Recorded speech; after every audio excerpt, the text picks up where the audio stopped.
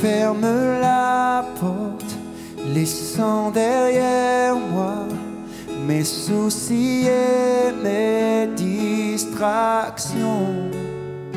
Je ne veux qu'une seule chose, me centrer sur toi, te donner toute mon attention. Encore une fois, on va reprendre ce passage et le proclamer de tout notre cœur.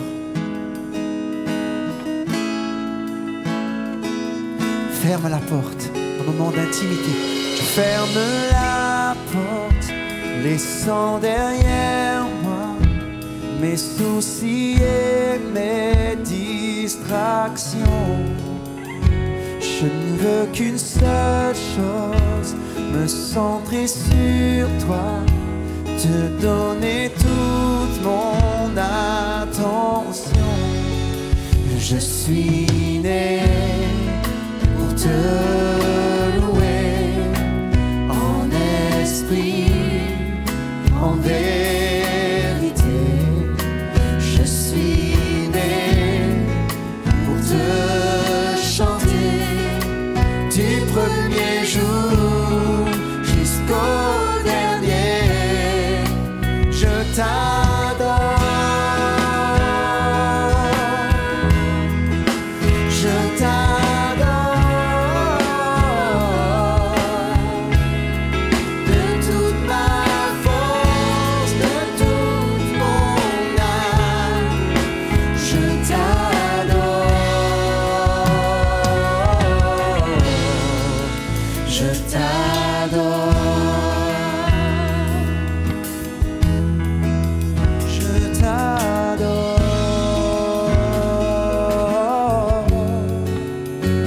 Voici, je suis là, dans le lieu secret, à l'écoute de ta voix. Je veux avec toi une intimité, loin des tumultes d'ici-bas. Car je suis né pour te louer en esprit, en vérité. Je suis né pour te chanter du premier jour jusqu'au dernier. Je t'adore, je t'adore de toute ma force, de toute mon âme. Je t'adore, je t'adore, je t'adore de toute ma force, de toute mon âme. Je t'adore, je t'adore, je t'adore, je t'adore, je t'adore. Un parfum de grand prix, un parfum de grand prix. Je réponds à tes pieds. C'est l'offrande de ma vie. Je me tiens prosterné dans le lieu secret. Un parfum de grand prix. Je réponds à tes pieds. Répands ton parfum, mon ami. C'est l'offrande de ma vie. Je me tiens prosterné dans le lieu secret. Un parfum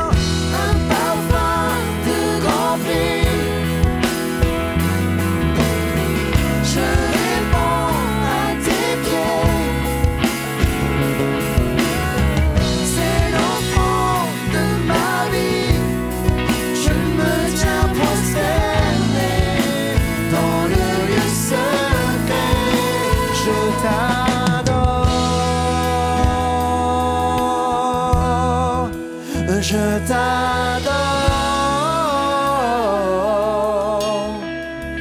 de toute ma force, de toute mon âme. Je t'adore.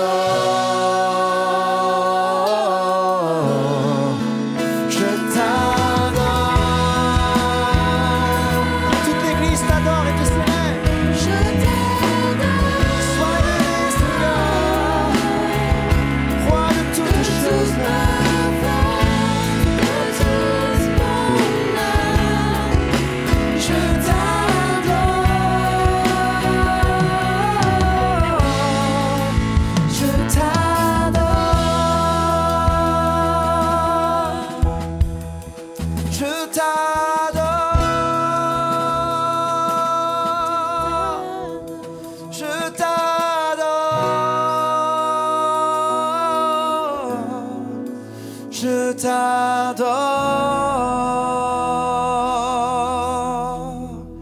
Est-ce qu'on peut élever nos voix ensemble encore un dernier instant pour adorer celui par qui nous sommes et qui peut toutes choses et qui nous aime d'un amour éternel.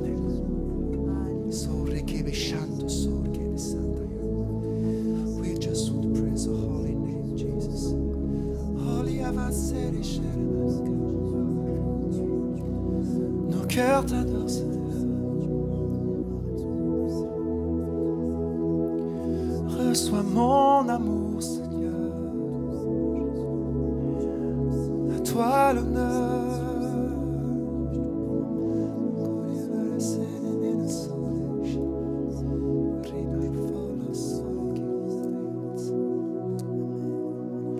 Nos cœurs t'adorent.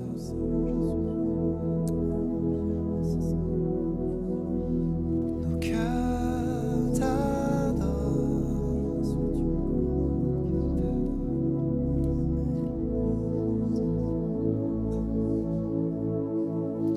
Je fléchis le genou devant toi.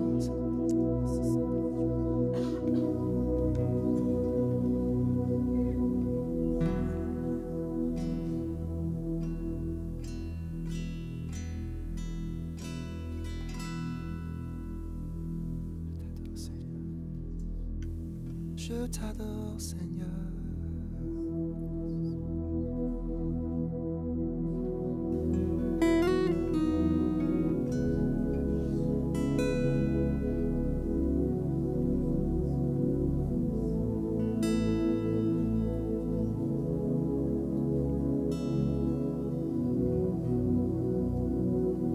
Nos cœurs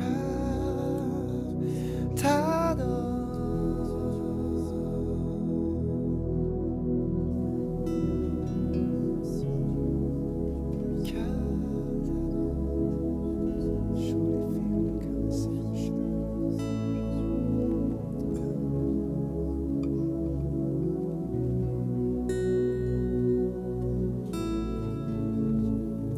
Je t'adore,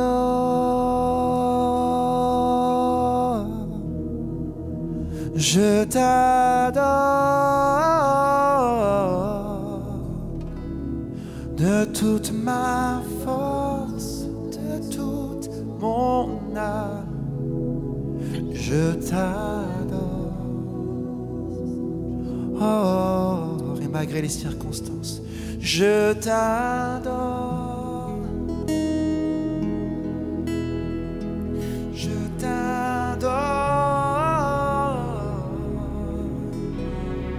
De toute ma force, de toute mon âme, je t'adore.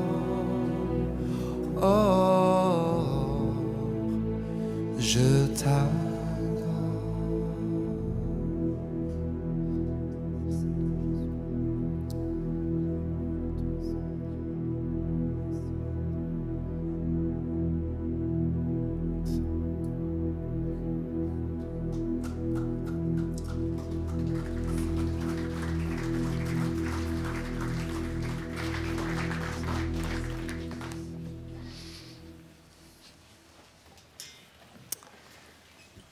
Oui, Papa, merci pour ta présence.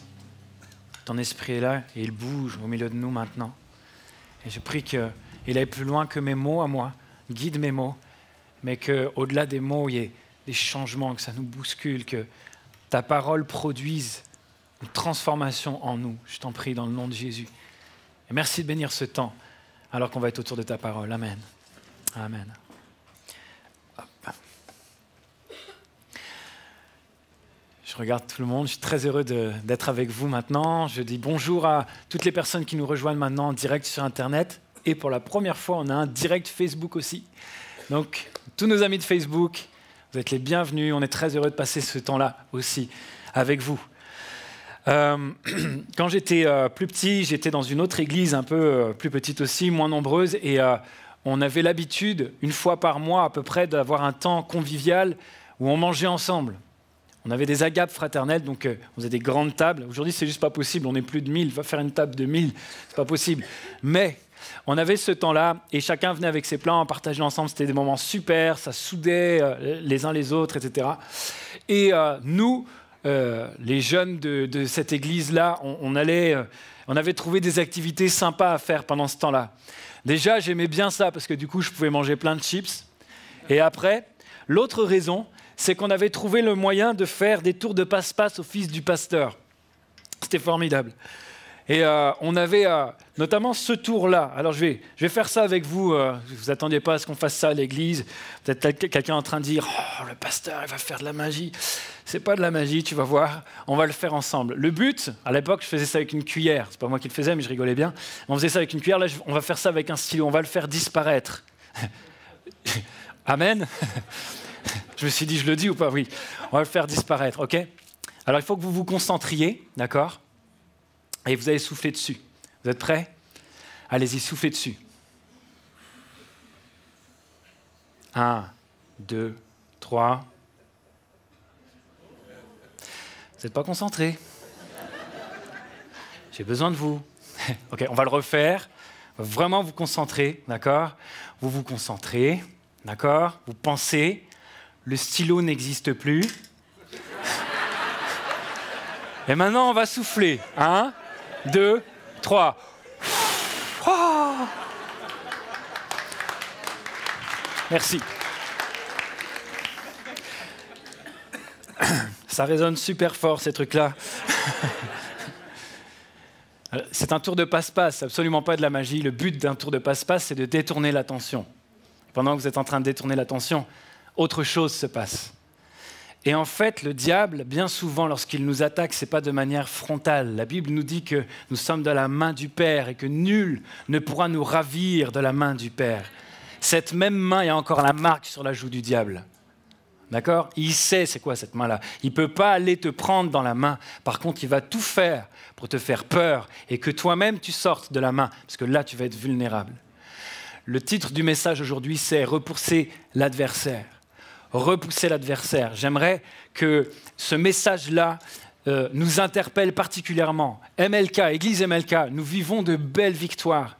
Chaque semaine, il y a des guérisons. Chaque semaine, il y a des gens qui se tournent vers Dieu. Chaque semaine, il y a des gens qui sont baptisés du Saint-Esprit. On vient à peine d'arriver dans ce bâtiment, il est déjà trop petit, on a déjà un autre qui est en route. Il y a des choses extraordinaires qui se passent. Tous les 2 mois, il y a des sessions de baptisés. On a entre 10 et 20 personnes qui donnent leur vie à Jésus. Et j'aimerais qu'il y ait encore plus. Qui veut, avec moi, qu'il y ait encore plus de personnes qui vivent ces choses-là, que d'autres personnes rencontrent le Seigneur. On le veut. Et parce qu'on avance, parce qu'on gagne des grandes victoires, on va avoir des temps où le diable va faire des diversions, il va essayer de nous attaquer. Tu sais, souvent quand tu as une grande victoire, tu dis « Alléluia, c'est génial », tu penses tellement invulnérable que tu ne te rends pas compte de la petite attaque sournoise qui arrive juste à côté. Et souvent, il y a des moments où, après une très grande victoire, un petit truc, un petit croche-patte de rien du tout te met à terre. Beaucoup de personnes ont servi Dieu, et certains d'entre eux, au sommet de leur gloire, entre guillemets, en tout cas de la gloire de ce que Dieu pouvait faire avec eux, ils sont tombés à cause de petites attaques sournoises, et pas d'une grande attaque frontale. Un temps de jeûne et prière, des choses extraordinaires, des nations touchées, visitées, et à cause d'un petit détail stupide, tout un ministère, et plein de gens qui avaient confiance dans ce ministère, qui abandonnent non seulement la foi, mais parfois complètement le Seigneur, etc. Et le but de ce message n'est absolument pas de nous faire peur. Au contraire, c'est qu'on change de mentalité. Je n'ai pas peur. Je ne devrais pas. Des fois, on se pose la question, est-ce que je devrais être dans la crainte, pasteur? Tu devrais être dans la crainte parce que tu prêches un message directement contre le diable, donc tu vas t'en prendre plein la tête. Je n'ai pas à avoir peur. Je n'ai pas à avoir peur. Ma crainte, elle est placée en Dieu. C'est en Dieu que j'ai placé ma crainte. Et je n'ai pas à avoir peur du diable. J'aimerais que ce message change nos mentalités et fasse réaliser à l'Église que ce n'est pas à nous d'avoir peur du diable, c'est au diable d'avoir peur de nous. Amen. Bon, on va lire ensemble ces deux textes, 1 Pierre 5 et Jacques, chapitre 4. Il est écrit ceci, « Ne vous laissez pas distraire, soyez vigilants. Votre adversaire, le diable, rôde autour de vous comme un lion rugissant qui cherche quelqu'un à dévorer. Résistez-lui en demeurant ferme dans votre foi. » Jacques dit, « Soumettez-vous donc à Dieu, résistez au diable, et il fuira loin de vous. » Amen. On va voir ça ensemble. Première chose que je veux voir avec vous, c'est comment déjouer la diversion. La même personne qui a inspiré la Bible, Dieu, c'est aussi celui qui a créé les lions. Et quand c'est écrit dans la Bible, le diable rôde comme un lion rugissant, je pense que Dieu est au courant de comment le lion rôde. Et en fait, voilà ce qui se passe. Si vous connaissez, moi j'étais passionné d'animaux quand j'étais petit, je connaissais des trucs, mais par cœur. Et en fait, les lions ne chassent pas tout seuls. Ils chassent en meute. Ils sont organisés, ils ont des stratégies. Et les lions, ils ne chassent pas simplement en fonçant dans le tas. Ils chassent à l'affût. Ils cherchent le bon moment pour donner un maximum de chances d'y arriver. Et voilà ce qui se passe. Vous avez un troupeau. Et le problème du troupeau, c'est que même si c'est des antilopes, des zèbres ou n'importe quel animal qui, en un contre un lion, normalement se fait avoir, quand vous avez 3000 personnes, 3000 individus dans un troupeau et 10 lions, les 10 lions, ils ne peuvent pas les attaquer. Ils se retrouvent face à une barrière de sabots, face à une barrière de cornes, et ils ne peuvent pas attaquer. C'est un problème pour le lion, le troupeau. Alors voilà ce qui se passe. Le troupeau est ici, et derrière le troupeau, à l'abri du vent, à l'abri des regards, sans faire de bruit, des lions se placent en embuscade, en rampant dans les hautes herbes. Le vent porte leur odeur plus loin. Les lions sentent l'odeur du troupeau, mais pas le troupeau. Et ils ne peuvent pas les voir, ils ne peuvent pas les entendre, ils ne peuvent pas les sentir. Et alors que cette embuscade est placée, il y a un lion, lui, qui vient de l'autre côté. Et lui, on le voit, parce qu'il n'est pas en train de ramper. Il va dans un terrain dégagé et il fait en sorte qu'on le voit. On le sent, le troupeau le sent, puisque le vent porte son odeur. Et si ça ne suffisait pas, il rugit. Il n'est pas très discret, mais c'est fait exprès. Le but est d'être le plus impressionnant possible. Il ne peut pas se battre contre tout un troupeau, mais il y va au bluff. Et il se rend le plus impressionnant possible. Parce que pendant ce temps-là, ça sème la panique dans le troupeau. Le troupeau oublie qu'il est en sécurité. Et il va chercher la sécurité ailleurs. Et il y a des individus qui vont être isolés et qui vont, en s'essayant de se débrouiller, se jeter complètement dans la gueule, non pas du loup, mais du lion qui était caché en embuscade. Et c'est comme ça. Ce n'est pas le lion qui rugit qui croque. Lui, il croque après. Mais le lion qui rugit, il intimide. Le diable rôde comme un lion rugissant. Le diable sait qu'il n'est pas assez fort contre Dieu. Et il sait que Dieu est en toi. Alors il va souvent essayer de le faire avec des diversions. Et même lorsque le diable va essayer de tenter Jésus, il a essayé en frontal et ça n'a pas marché. Et la Bible nous dit dans Luc 4, « Après l'avoir tenté de toutes ces manières, le diable s'éloigna de lui jusqu'à un moment favorable. » Il observe, il est là, il est à l'affût et il essaie de voir c'est quoi le moment où tu vas être où ça va être le plus favorable pour faire une diversion, où tu vas être le moins vigilant. Et le texte qu'on voit maintenant, on a dit ne vous laissez pas distraire, soyez vigilants, ne vous laissez pas distraire. Je te pose la question, quel est le moment de ta vie où tu es le plus favorable à subir une diversion, une attaque de l'adversaire? Des fois, c'est après les grandes victoires. Parce que comme tu viens de faire quelque chose d'extraordinaire, tu viens de remporter une grande bataille, ça fait des années que tu priais pour un sujet, enfin tu as l'exaucement, alléluia.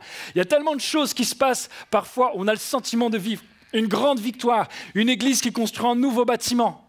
Waouh, c'est magnifique, on va pouvoir accueillir plus de monde. On n'a pas de problème avec l'État parce qu'au niveau de la sécurité, etc., c'est génial, on va vraiment pouvoir bien accueillir les gens. Quelle victoire! C'était dur, il y avait des fois ça bloquait, commission de sécurité, etc. Là, d'un seul coup, ça s'ouvre. Et puis une attaque, et il y a des gens qui disent oui, mais il y a un problème dans ce bâtiment, ceci, ça se passe, etc. Des divisions qui commencent à venir, etc. Combien de fois des églises qui grandissaient à ce moment-là, elles sont divisées pour, à la base, vraiment des choses petites, et parfois de ne pas avoir veillé. Soyons vigilants, ne vous laissez pas distraire. Il y a aussi des temps favorables, c'est quand on est trop occupé. La victoire peut te distraire, l'occupation peut te distraire. Même si tu passes tes nuits et tes jours à l'église, à travailler, si tu ne prends pas soin de ta relation avec les autres, si tu ne prends pas soin de ta relation avec Dieu, tu risques en fait, c'est en train de te distraire. Même si tu dis « je travaille pour Dieu », même ça peut te distraire. Il y a des choses sur lesquelles tu dois veiller. Quand il y a du changement, quand on est déstabilisé. Vous étiez là? Qui était là au culte tribu la semaine dernière? Il y en a qui étaient là? Ok, c'est super. On a vu, il y a des choses extraordinaires qui se sont passées. Peut-être que vous avez prié pendant longtemps pour qu'il y ait des connexions qui se fassent entre certaines personnes et d'autres personnes, pour qu'il y ait des réconciliations, pour qu'il y ait des choses comme ça. C'est vraiment ce qui s'est passé la semaine dernière. Ça va continuer tous les premiers mois, tous les premiers week-ends du mois. Je suis sûr qu'il y a aussi des gens qui ont été dérangés. Parce que c'est différent. Vous n'avez plus vos repères.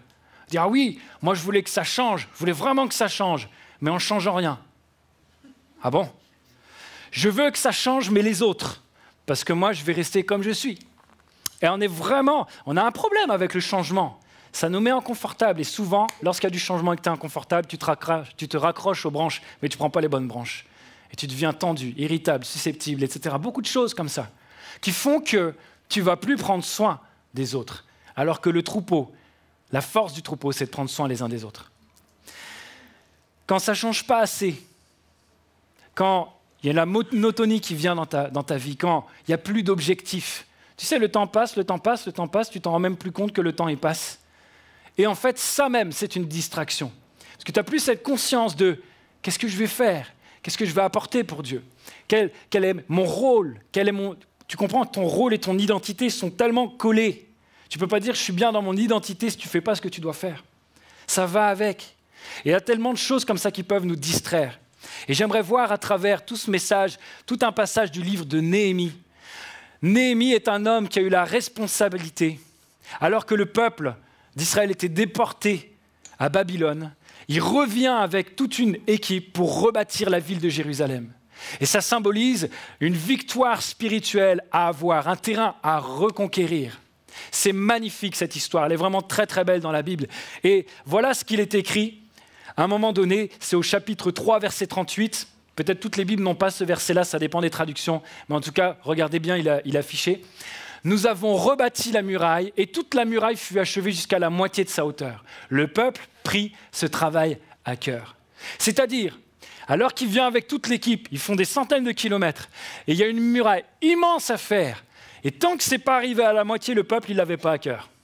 Parce que des fois, quand tu as une grande bataille à mener, les premiers pas sont difficiles. Tu ne la vois pas tout de suite poindre à l'horizon, la victoire.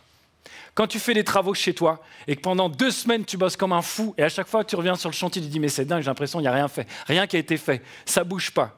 Tous ceux qui sont en train de faire des travaux chez eux et qui ont un problème avec l'entreprise de bâtiment, vous savez de quoi je parle. Même quand il n'y a pas de problème avec l'entreprise de bâtiment. C'est à la fin, d'un seul coup, où on a l'impression que ça avance très très très vite parce que les choses que l'on fait sont visibles.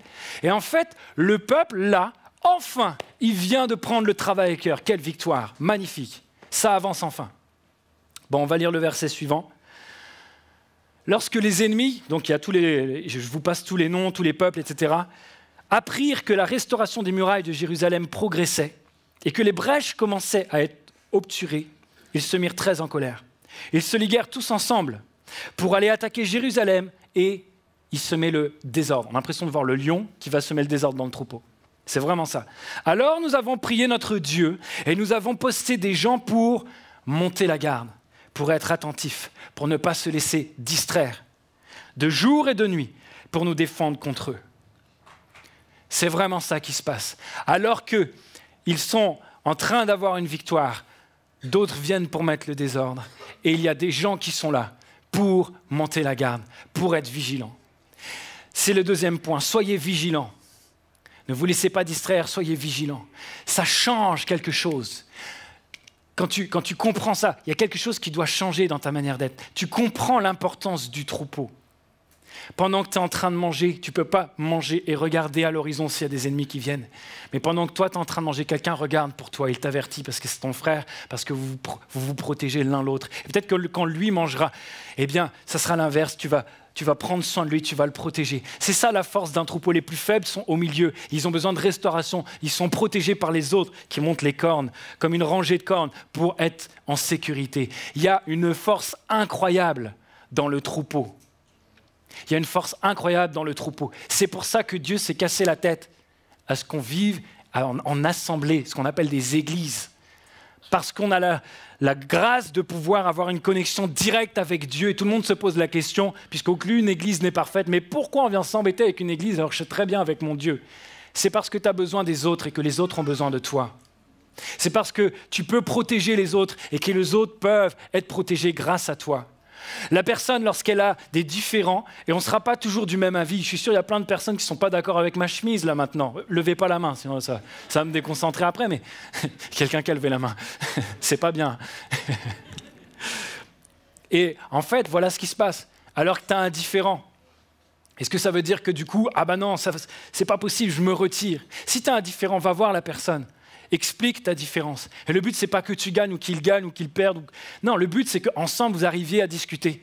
Et tu vas dire la vérité, vraiment ce que tu penses. Pas pour donner des leçons, tu le fais avec amour. Mais le but est qu'il n'y ait rien entre vous qui puisse diviser le lien qui est en nous. C'est ça qui est important. Et alors que la Bible nous appelle à être vigilants, on regarde dans Néhémie la suite. Lorsque nos ennemis apprirent que nous étions informés et que Dieu avait ainsi déjoué leur projet, nous sommes tous retournés à la muraille, chacun à son travail. Mais ils vont changer de manière de faire, ils vont faire quelque chose de plus. À partir de ce jour, la moitié des hommes seulement faisaient le travail.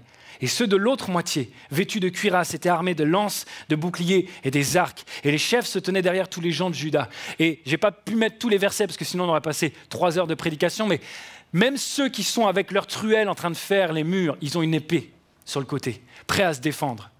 Et alors qu'ils sont en train de travailler, si jamais il y a un ennemi qui pointe, il y a un corps qui est là, une espèce de trompette qui est là, et tout le monde pose la truelle, sort l'épée et dit « Bon, on est prêt à se défendre, on est prêt à résister, on est prêt à faire quelque chose. »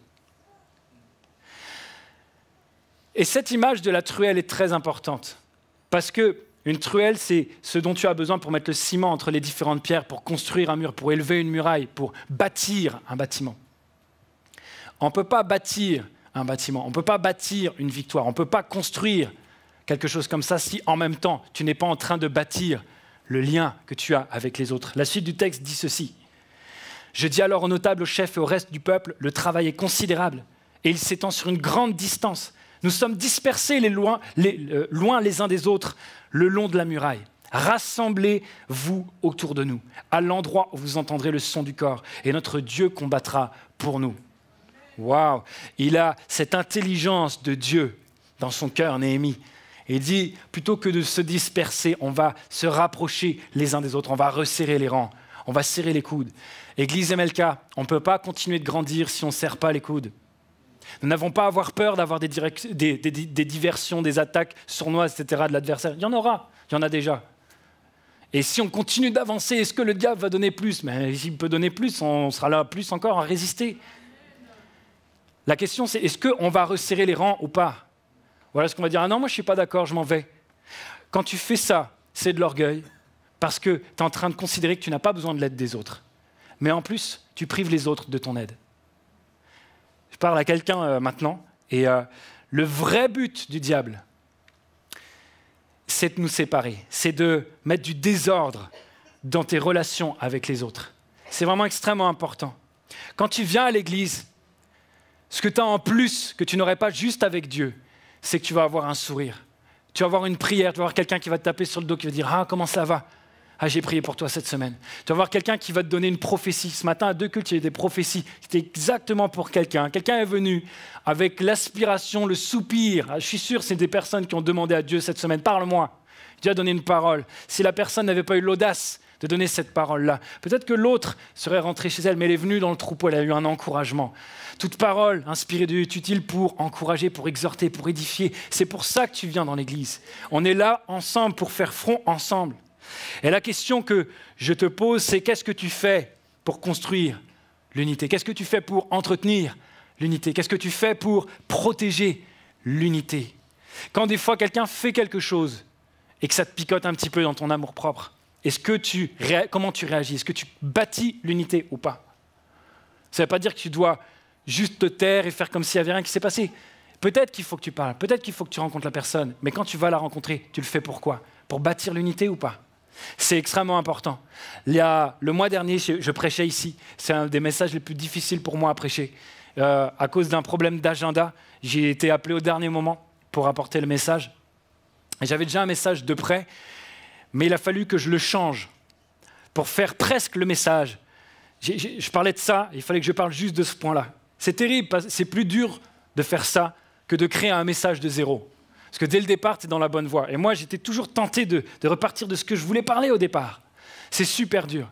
Le seul problème, c'est qu'en même temps, la même semaine, je suis prof, il y a les conseils de classe. Et ils m'ont mis un énorme contrôle juste avant. J'avais mes 2 classes à corriger avec une date butoir juste après ce week-end-là. J'avais 30 heures de correction minimum. Donc j'ai tout ça qui m'arrive dans la tête. En plus, donc je bosse tard le soir, etc. Je suis fatigué. Et le matin, je suis réveillé avant mon réveil. Ceux qui me connaissent savent que c'est vraiment miraculeux, ce truc-là. Mais non, ça n'arrive jamais. Et parce que j'ai mal à la gorge. Et quand tu prêches, c'est un souci d'avoir mal à la gorge. J'aurais mal au petit doigt, à la limite, c'est bon, je me débrouille. Mais j'ai besoin de ma gorge, j'ai besoin de ma voix, j'ai besoin d'être bien pour pouvoir prêcher. Et en fait, je viens le matin, je me suis couché à 3h30, je viens de me réveiller, je suis venu le plus tôt possible. Et là, je suis prêt à prêcher, je prêche. Et c'est dur. Vraiment, c'est dur. Je galère. Et je vais chercher ma femme après le premier culte. Et elle me dit, comment ça s'est passé? Et là, je vide mon sac. Je dis, non, c'est trop chaud, c'est nul. Je suis dégoûté parce que, regarde, c'est pas à cause de moi que j'étais prévenu au dernier moment. C'est pas à cause de moi que j'ai mal à la gorge, ça tombe dessus, tu fais attention, mais j'y peux rien. C'est pas de ma faute. C'est pas moi qui ai mis les dates des conseils de classe. C'est pas moi qui ai mis la date du contrôle. Comment veux-tu que je fasse? Et j'avais accepté pour vraiment, parce que c'est un contrat entre moi et Dieu. Je dis, OK, j'y vais. Et là, je me dis, mais c'est pas possible. Et j'ai une tension qui est en moi. Et à un moment donné, on arrive, on doit déposer mon fiston à la garderie. Et là, on se comprend mal avec ma femme. Je la comprends pas bien. Et je commence à être vraiment tendu avec elle et je lui parle mal. Le ton monte un petit peu, je suis sec et tout ça. Et en plus, il y a du monde qui est autour. Et on dépose Noah. Et ma femme vient me voir. Ensuite, on se met dans un coin. Et elle me dit, j'ai pas apprécié ce que tu as fait. Tu te rends compte de ce qui se passe? Je dis, OK, je comprends que c'est difficile pour toi. Mais tu n'as pas à me parler comme ça. Tu peux pas faire ça. Et là, j'entends ce qu'elle me dit. Et je dis, tu as raison, c'est vrai. Je te demande pardon. Et j'en profite maintenant pour toutes les personnes qui étaient là ce jour-là, qui étaient à l'accueil, etc. Je ne vous ai pas donné un bon exemple, j'ai mal réagi. Ça sert à quoi que je prêche, même si le combat de ma vie, la victoire que je dois faire, c'est prêcher, alors qu'à côté de ça, je parle mal à ma femme. Et je vous demande vraiment pardon, je ne suis pas catastrophé par ça, ça arrive, mais je veux vraiment le faire, par vérité, simplement. Non, non, c'est normal. C'est juste normal. C'est juste normal. Il y a vraiment quelque chose que j'ai compris à ce moment-là. Je me suis dit, mais alors qu'il y a toutes ces grandes batailles, ces grandes montagnes que je dois affronter, je ne me rends même pas compte de la bataille la plus importante, celle de ma relation avec ma femme. Elle était aussi importante que les autres. Et moi, j'ai négligé parce que j'étais focalisé sur la diversion. OK? Et j'ai dit à Dieu, les gens sont venus ici pour entendre un message et ils ont besoin. Alors, il est hors de question qu'ils soient pris en otage parce que moi, je suis tendu, je suis stressé, je suis ceci, je n'ai pas eu la préparation idéale. Dieu, tu vas rendre ma parole puissante. Et Dieu, je suis tenu sur cette parole de foi. Le diable, il pouvait faire ce qu'il voulait après. Je suis allé à fond et ça s'est très bien passé jusqu'à la fin. Il y a quelque chose que tu peux faire. Déjouer la diversion, sache la voir, sois à son écoute. Et au moment où tu la vois, résiste. Résiste. c'est le deuxième point. Nous sommes appelés à détruire les œuvres du diable. Résister au diable. On revient sur Néhémie. Et en fait, quand les ennemis apprirent que la muraille était finie d'être rebâtie, voilà ce qu'ils ont fait. Ils envoyèrent un message pour dire à Néhémie, « Viens, et ayons ensemble une entrevue à Képhirim dans la vallée d'Ono. Ils avaient l'intention de me faire du mal. » Donc là, vous voyez la diversion. Ils ne sont pas venus envoyer un petit message. « Salut Néhémie, comment vas-tu? On aimerait bien manger avec toi mercredi midi. Bon, en apparence, ce sera sympa, mais à la fin du repas, entre le plat et le dessert, normalement, il y a quelqu'un qui va venir pour te tuer. » C'est pas comme ça, c'est une diversion. Et la question que je me pose, c'est comment il sait? Comment il sait qu'ils avaient planifié de lui faire du mal? Parce que Néhémie a une proximité, il a pris soin de sa relation avec Dieu. Et quand tu es en connexion avec Dieu, la Bible a dit « Soumettez-vous à Dieu, résistez au diable ». N'oublie pas, soumettez-vous à Dieu. Quand tu es soumis à Dieu, il est sous ta protection. Il te donne le discernement quand tu as besoin du discernement. Il te donne ce dont tu as besoin pour percevoir et pour sentir, pour voir les choses. Et alors qu'il a cette perception, ce discernement qu'ils avaient l'intention de lui faire du mal, à 4 reprises, je continue le texte, ils me firent transmettre la même proposition et je leur retournais la même réponse. Non, je ne viens pas. Et même une 5e fois, Sanballat, c'est un nom des ennemis, m'envoya ce même message par son serviteur qui tenait à la main une lettre ouverte. Et dans la lettre ouverte, je ne vous ai pas mis le message, mais c'est une lettre qui dit plein de crasses, complètement fausses sur Néhémie. Mais il le fait pourquoi? Parce que comme c'est une lettre ouverte, tout le peuple qui est derrière Néhémie peut le voir, peut l'entendre. Le but, c'est même pas Néhémie. Néhémie ne bouge pas. C'est de perturber tout le monde qui est derrière Néhémie pour isoler Néhémie du reste du peuple. Pour qu'il y ait des gens qui disent « Ah, c'est vrai, il a fait ça. » Non, c'est pas possible. Alors que ce sont des calomnies. Comment tu réagis quand tu entends la médisance et des choses comme ça? Ça, c'est des questions très très simples que tu peux te poser. Est-ce que tu cours dedans? Comment tu réagis? Est-ce que tu construis l'unité? Et en fait, voilà ce qu'il lui répondit. Rien de ce que tu affirmes n'est exact. Tout ceci est une pure invention de ta part. Et il dit, tous ces gens, tous ces ennemis, en effet, ne cherchaient qu'à nous faire peur. Ils espéraient que nous nous découragerions et que nous abandonnerions l'ouvrage. Maintenant, ô Dieu, fortifie-moi pour ma tâche. Je trouve extraordinaire de voir à quel point il est lucide, il voit ce qui se passe et il a la bonne réaction, Néhémie. La deuxième chose la plus importante pour le diable, c'est de bousiller la première chose, ta relation avec les autres. Et la deuxième chose, c'est ta relation avec Dieu. Quand ta relation avec Dieu est cassée, ta foi tombe en poussière. Et le problème avec la foi, c'est à la fois notre plus grande force et notre plus grande faiblesse, c'est que tout dépend de la foi. Absolument tout ce que Dieu a fait pour toi, ce n'est pas parce que tu le mérites, c'est parce qu'il t'aime. Et c'est un cadeau, c'est une grâce incroyable. Il n'y a rien sur cette terre qui égale et qui arrive à la cheville de la grâce de Dieu pour toi. Nous avons la guérison par la grâce, nous avons le salut par la grâce, nous sommes remplis du Saint-Esprit par la grâce de Dieu. Nous pouvons être puissamment des canaux de Dieu, des outils dans ses mains pour transmettre sa puissance et son amour aux gens par sa grâce. Tout ce que nous avons, même dans les directions de Dieu, c'est une grâce. On ne devrait pas avoir accès à ça. Mais le seul moyen que cette grâce, tu puisses la saisir, c'est par la foi. C'est parce que tu crois que c'est vrai. Ma grand-mère a travaillé pendant des années dans un concessionnaire. Elle était comptable et elle râlait parce qu'ils n'ont pas été super sympas, super reconnaissants avec elle. Des années plus tard, elle était à la retraite, elle a fait un concours dans un journal local, concours de mots croisés. Et elle a gagné une voiture dans ce concessionnaire. Oh Seigneur, tu es bon. Mais la dame, quand elle l'a appelée, ma grand-mère, elle a dit non, c'est pas vrai. Elle ne croyait pas. Et l'autre a tellement insisté qu'elle a dit je vais vérifier, etc. Ça serait trop beau. Puis finalement, elle a eu cette voiture. Mon point, c'est le suivant. Quand bien même tu as reçu un cadeau extraordinaire, si tu n'y crois pas, tu ne vas pas aller le chercher. Et en fait, le diable sait que tout ce que tu as, l'autorité, la puissance, les bénédictions, même toute cette purification, cette transformation dont tu as besoin, dont j'ai besoin, on a besoin d'être changé par Dieu. Tout ça, ça dépend de la foi. Cette semaine, j'avais un entretien avec quelqu'un et je suis venu un petit peu en avance. Et là, j'ai rencontré une jeune de cette église, Rachel. Et je dis, qu'est-ce que tu fais là? J'ai dit bonjour d'abord, j'étais très content en fait. Je me rends compte que... Bonjour, tout ça. Qu'est-ce que tu fais là? Elle me dit, je suis venu prévenir Virginie, qui fait de la danse ici. Je suis venu la prévenir que je ne vais pas pouvoir faire de la danse pendant 2 semaines. Je dis, ah bon, comment ça se fait? Elle me dit, j'ai une scoliose depuis longtemps. Et je ne peux plus bouger, je peux même me baisser, je ne peux pas. Je dis, mais pourtant, dimanche, au culte tribu, tu as dansé. Je dis, ouais, mais j'avais déjà mal, c'était chaud. Et là, je suis allé voir mon médecin, je suis même arrêté au travail pendant 1 semaine. Je dis, ah d'accord, ok.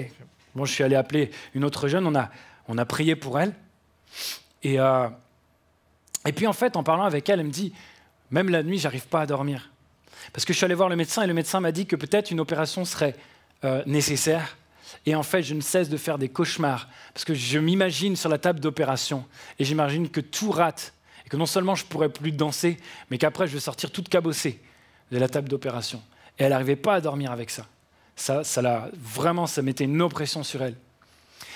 Je ne suis pas en train de dire que le médecin, c'est le diable, d'accord? Ce n'est pas du tout ça. Il a bien fait, il a fait son travail. Ça n'a rien à voir avec ça. Le truc, c'est que quand elle-même a cette possibilité d'opération, et que dans son cœur, elle sait, parce qu'elle me l'a dit, que Dieu a dit, elle lui a vraiment dit, avec ta danse, avec ce que tu sais faire, c'est quelque chose que je t'ai donné, tu vas me servir. Et elle le fait déjà.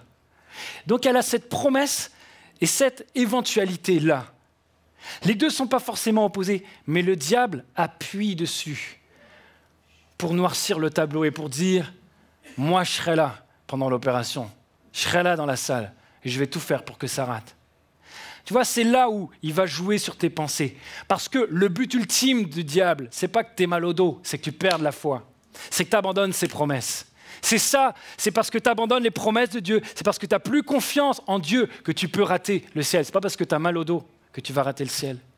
Et c'est ça, à travers ce qu'elle est en train de vivre, c'était ça que le diable visait. Et la Bible nous dit résister au diable. Alors je lui ai dit, Rachel, tu vas prendre position. Alors qu'il vient et que tu as peur, que tu es en train de reculer sur la promesse que Dieu t'a donnée, ce n'est pas à toi de bouger, c'est à lui. Et il peut s'approcher, il peut faire gonfler sa crinière, il peut rugir, tout ce que tu veux. Toi, tu as Dieu qui est en toi et c'est lui qui va bouger. Tu campes sur tes positions et tu vas tenir. Elle l'a fait. Le soir même, elle dormait comme un bébé. Le lendemain matin, elle a fait une grasse matinée.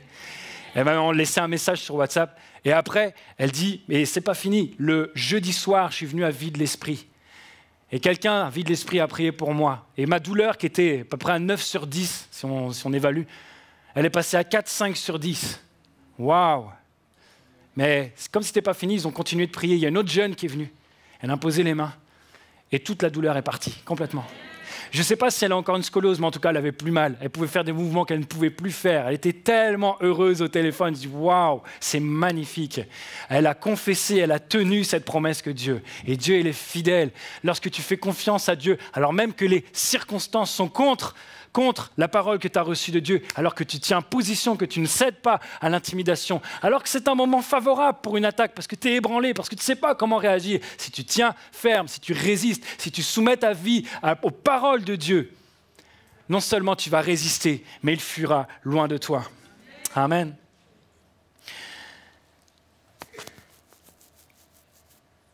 J'ai beaucoup travaillé sur cette phrase-là, alors il va falloir dire Amen spontanément. D'accord ? Le plus grand danger, ce n'est pas de sous-estimer la puissance du diable, c'est de sous-estimer la puissance de Dieu qui est en toi. Amen. Vraiment. Tu ne vas pas sous-estimer le diable. Il est bien plus puissant que toi et moi. Le seul problème pour lui, c'est qu'en toi et en moi, on a le Dieu tout-puissant qui a créé l'univers, qui a même vaincu la mort. Waouh. Et ça, il ne faut pas qu'on l'oublie. Et c'est ce qu'on oublie trop souvent. Il fuira loin de nous. J'ai grandi dans une église où on n'abordait tellement pas ce thème-là. J'ai grandi avec une mentalité, je rejette la faute sur personne, j'aurais très bien pu comprendre les choses différemment. J'ai ma part de responsabilité aussi dedans. Mais on n'avait pas cette notion-là de je vais résister et le diable, il va fuir. J'ai grandi dans une atmosphère où Joseph fuit quand la femme de Potiphar vient. Et il y a écrit dans la Bible, fuyez les passions de la jeunesse. Et dans ma tête, à chaque fois qu'il y a un danger qui se montre, dans ma tête, je me dis, le chrétien se protège et fuit. Mais il ne faut pas oublier qu'il y a David et Goliath. Et que quand David affronte Goliath et qu'il le tue, ce sont tous les Philistins qui vont fuir parce que David a été le seul dans son peuple à résister. Parce que c'était le seul qui avait la crainte de Dieu. Il ne faut pas oublier ce point-là. Et en fait, j'ai grandi avec cette attitude et peut-être que c'est toi maintenant qui jusqu'à présent était comme ça en disant « Seigneur, protège-moi s'il te plaît, protège-moi, oh s'il te plaît, que le diable ne vienne pas m'attaquer. » Et tu vis dans une crainte constante. Et surtout, tu ne sors pas de ta zone de confort. Surtout, tu n'en fais pas plus pour Dieu. Surtout, tu ne vas pas plus loin dans ta relation avec Dieu parce que peut-être que le diable, sinon, il va s'acharner sur toi. Mais c'est terrible ça. C'est terrible. Parce qu'on passe à côté de notre identité.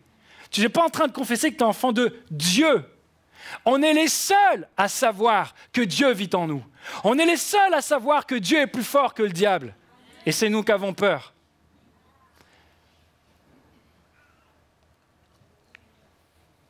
La Bible dit ceci, dans 1 Jean 3.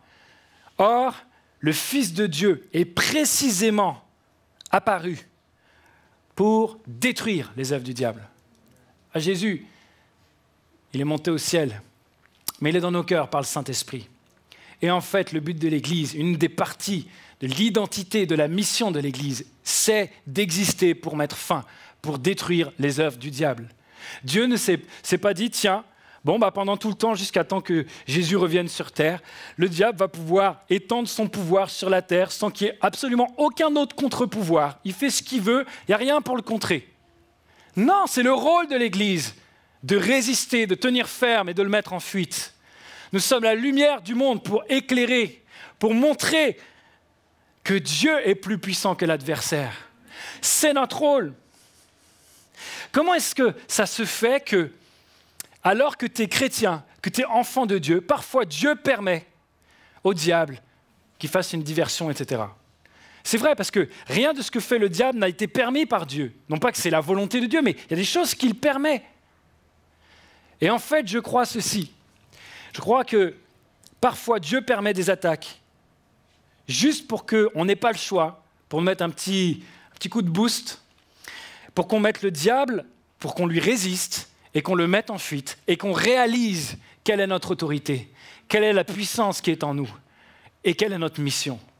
Parfois, il y a des choses qui arrivent dans ta vie, tu le vois comme des attaques, c'est simplement Dieu qui permet parce qu'il n'a pas peur. Et Dieu permet juste pour que tu réalises que tu peux mettre le diable en fuite. Nous ne sommes pas là seulement pour nous protéger. Et nous sommes là pour mettre en fuite l'adversaire. Néhémie dit, chapitre 6, « La muraille fut achevée lorsque tous nos ennemis l'apprirent, tous les peuples étrangers qui nous entouraient furent saisis de crainte et profondément humiliés à leurs propres yeux, car ils reconnurent qu'un tel ouvrage n'avait pu être mené à bonne fin qu'avec l'aide de notre Dieu. » Amen. Et là, la victoire, elle est complète. Je pense que s'ils n'avaient pas serré les coudes au milieu, quand ils avaient juste pris à cœur et qu'ils ont commencé à avoir des attaques, s'ils n'avaient pas serré les coudes, le mur, il n'aurait pas continué de grandir. Toute la bataille aurait été perdue s'ils avaient perdu la bataille où il fallait serrer les coudes. Et vous avez déjà vu quand vous baladez, qui a un chien? Il y en a qui ont des chiens ici? Ah, vous n'avez pas beaucoup de chiens? Ah, merci, 2. Il y en avait plus au culte 2. Bon, c'est pas très important. Je sais pas pourquoi. Quand tu balades ton chien, vous avez remarqué les petits chiens? Ah, j'aime pas les petits chiens. Ils aboient tout le temps. Tout le temps. Denise, t'en as 3. Oh, que Dieu te bénisse. C'est chaud. Parce que les petits chiens, ils aboient tout le temps. Et des fois, tu vois le gros chien, un autre gros chien qui arrive et un petit chien, tu dis, oh, ça va être chaud pour le petit. C'est lequel qui repart? C'est le gros. Parce que le petit, il aboie plus fort. Et je dis, mais ressaisis-toi là, fais quelque chose. Eh bien, des fois, on est un peu comme ce gros chien parce qu'on ne paye peut-être pas de mine, mais en nous, il y a une puissance tellement plus forte. Et simplement parce que l'autre, l'adversaire en face, il est en train d'aboyer un peu plus fort, on s'en va. Et on dit, il a gagné. Et je ne veux pas être comme ce chien-là. Vraiment, je crois que Dieu nous appelle à rentrer vraiment dans cette vie, à changer de mentalité. On va fermer les yeux ensemble.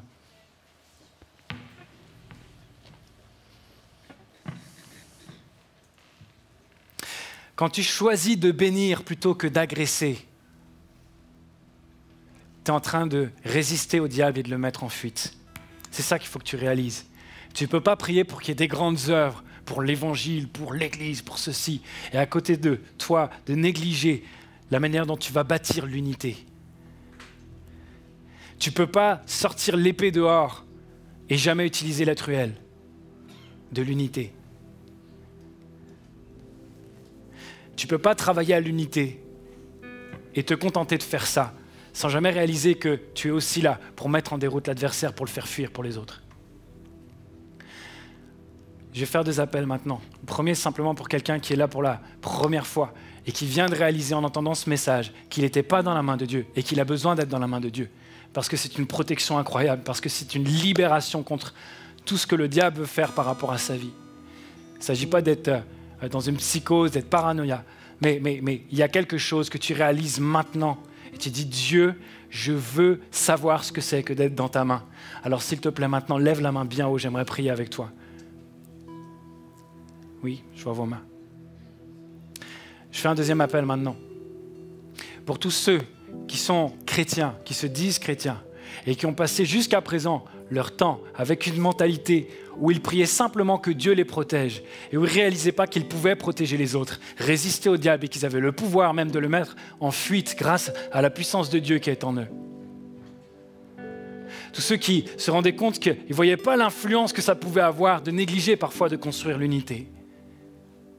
Tous ceux qui avaient parfois les yeux fermés, juste la grande victoire compte et qui n'étaient pas habitués à voir les diversions. Qu'est-ce que tu fais pour construire l'unité? Qu'est-ce que tu fais pour construire ta relation avec Dieu? Comment veux-tu t'appuyer sur les promesses de Dieu si tu ne sais même pas ce qu'il a dit? Prends soin de ton assemblée. Prends soin de ta relation avec Dieu. Lis ta Bible. Le diable est le prince du mensonge. Il va mettre la pagaille dans tes rangs avec des mensonges. Sauf que c'est la vérité qui nous affranchit. Jésus est le chemin, la vérité, la vie. Et tu vas te nourrir des paroles. Je pense qu'il y a des appels à la consécration, à un culte personnel qui sont en train de naître maintenant dans ce lieu. Si c'est pour toi, si tu réalises ça ce matin, si tu réalises l'ampleur de ce qu'on est en train de vivre maintenant, non seulement pour toi et pour les autres, et tu dis, ok, je le fais maintenant, lève ta main alors s'il te plaît. Lève ta main bien haut s'il te plaît. Et je vois vos mains. Je vois vos mains, est-ce qu'il y a encore? Oui, je vois vos mains. On se lève ensemble, vous voulez bien? Oh Jésus. Papa, je prie maintenant pour toutes les personnes qui ont levé leurs mains. Je demande à ceux qui veulent venir dans la main du Père, être protégés, confier leur vie dans ta main, s'abandonner en toi. Je te demande maintenant de le faire dans le nom de Jésus. Je te demande de faire une œuvre de libération. Maintenant, une œuvre de délivrance de celui qui libère, qui arrache vraiment de l'emprise de l'adversaire. Et tu le fais maintenant dans le nom de Jésus. Et maintenant, pour tous ceux qui se lèvent, qui disent « Je n'avais pas saisi mon appel en tant qu'Église de Dieu, en tant que fils et fille du roi des rois. Je veux maintenant résister. Et je réalise que non pas par mes propres forces, mais grâce à la puissance du Dieu très haut qui est en moi, je peux mettre en fuite l'adversaire. Je veux le faire pour les autres. Je veux le faire maintenant. Je veux le faire pour toi, pour ton nom, Seigneur. » Alors maintenant, je te demande, Seigneur, de mettre une audace, de mettre une ténacité. Je te demande de raviver la foi dans tous ceux qui font cette prière maintenant. Je te demande de changer nos mentalités par ton Saint-Esprit. Change nos mentalités, que nous ne nous percevions pas pareil, que nous rentrions chez nous avec une meilleure perception de qui nous sommes en toi, dans le nom de Jésus. Amen. Alléluia.